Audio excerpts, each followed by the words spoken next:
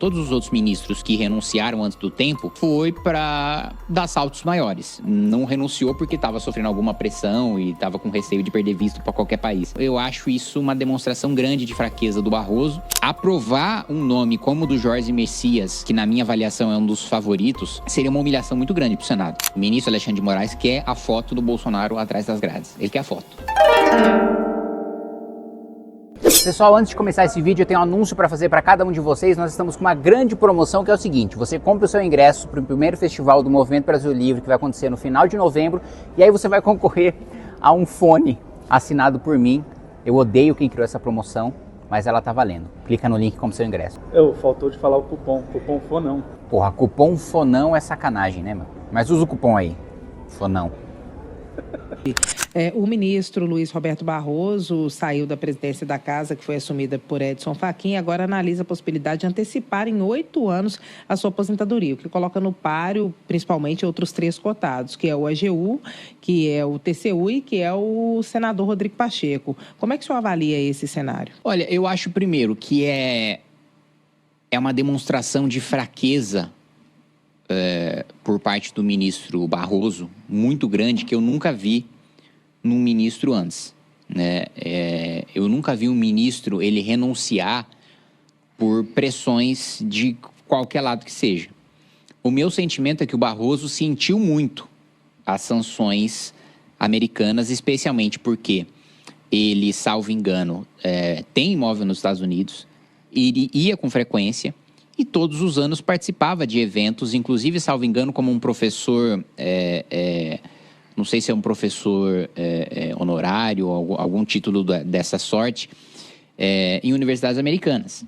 Então, ele renunciar a 8 anos no Supremo Tribunal Federal para ir para uma embaixada em algum país por aí, para mim, uma demonstração de fraqueza muito grande. Eu me lembro, todos os outros ministros que renunciaram antes do tempo foi para dar saltos maiores. Eu me lembro, por exemplo, a ministra Ellen Grace, ela, que salvo engano foi a primeira mulher no Supremo Tribunal Federal, ela renunciou para buscar uma vaga num tribunal internacional.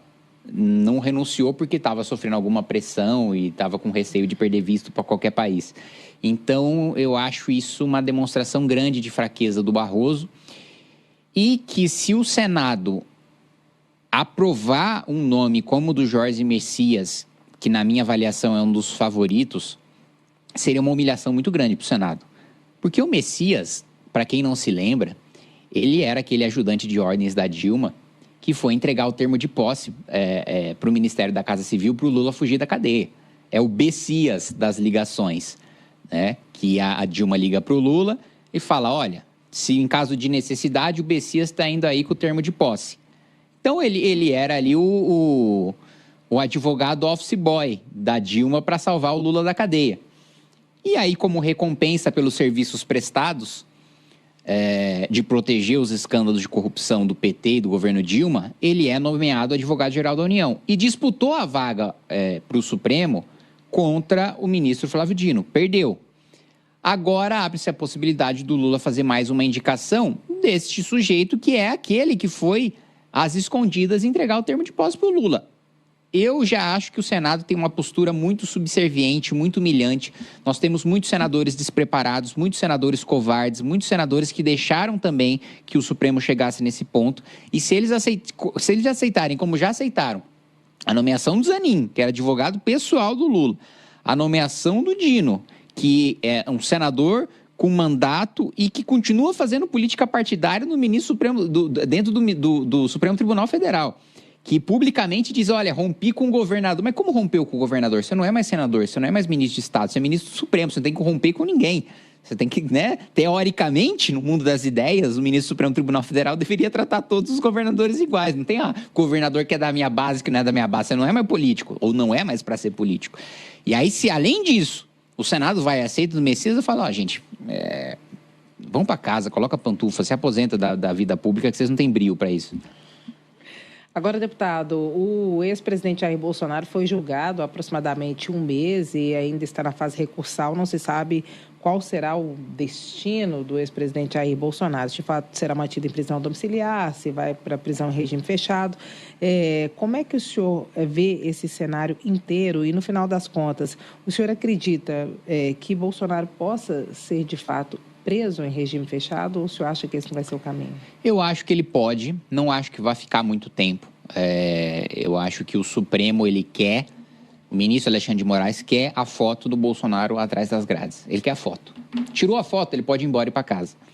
Mesmo porque nós tivemos até recentemente aí, teve que vir um médico renomado de São Paulo para tratar Bolsonaro na casa dele em prisão domiciliar. A situação de saúde do Bolsonaro é muito grave. É muito grave. A qualquer momento, algo pior pode acontecer para ele, porque ele está com uma saúde muito fragilizada. Então, ele não teria condições de ficar muito tempo na cadeia. Ele vai ter que ficar em tratamento constante na sua casa ou num hospital. E seria muito ruim, sabendo que o Supremo joga politicamente e joga mediaticamente, seria muito ruim para... ainda pior do que a imagem que o Supremo já tem hoje, deixar o Bolsonaro morrer na cadeia. Acho que a foto dele preso é um momento de euforia que eles precisam entregar para a felicidade do Alexandre de Moraes e da esquerda. Agora, ele morrer na cadeia seria, acho que, catalisar o bolsonarismo e transformar o Bolsonaro num mártir, que não é a intenção do Supremo, nem a intenção do PT. Agora, deputado, o Eduardo Bolsonaro permanece nos Estados Unidos, segundo muitos, fazendo uma interlocução com o governo americano. Esperava-se que durante a ida do presidente Lula para a Assembleia Geral da ONU houvesse uma sanção maior, a extensão da sanção a outros ministros do Supremo, e o que houve foi algo considerado por muitos menor, que foi a extensão só para a esposa do Alexandre de Moraes, que também já era aguardado, poderia ter ocorrido antes. Como é que o senhor vê isso? O senhor acha que há, de fato, uma diminuição da tensão na relação entre Trump e Lula? E o senhor acha que nessa história a família Bolsonaro pode estar sendo deixada de lado ou não? Eu acho que sim. Eu acho que o Trump, a direita bolsonarista criou a ilusão de que o Trump está preocupado com alguém que não seja ele ou com algum país que não seja os Estados Unidos da América. A preocupação do Trump é com o seu país. O jogo dele é para o seu país. O jogo dele não tem nada a ver com ajudar o Bolsonaro, não tem nada a ver com defender liberdade de expressão no Brasil. O Trump está fazendo o que qualquer presidente da República deveria fazer, que é defender o interesse do seu país. E o país do Trump não é o Brasil. As sanções que ele impõe, a partir do momento que ele encontrar no Lula ou num próximo presidente da República alguém com quem ele possa fazer bons acordos para os Estados Unidos, ele vai fazer. Ele está pouco se importando se é o Bolsonaro, se não é o Bolsonaro. Hoje é o Bolsonaro porque ele tem uma interlocução melhor com o Bolsonaro do que ele tem com o Lula. Mas amanhã ele pode ter uma interlocução melhor com o Lula e o Bolsonaro vai estar esquecido. As pessoas têm ingenuidade de achar que há grandes visões românticas e ideológicas por parte do Trump. O Trump é pragmático. Ele está preocupado, olha, o que os Estados Unidos vão ganhar nessa história? E o que eu vou entregar para o meu eleitor, sabendo que a imagem do Trump está abalada nos Estados Unidos por uma série de razões, dentro da esquerda e dentro da direita. Logicamente, ele está se preocupando mais com o desgaste dentro da direita, que foi o eleitorado que levou ele ao poder. Então, ele está preocupado em passar a imagem de que ele está fazendo bons acordos depois de uma série de recuos que ele fez, principalmente em relação à China e aos países do Sudeste Asiático, que pegou mal para ele.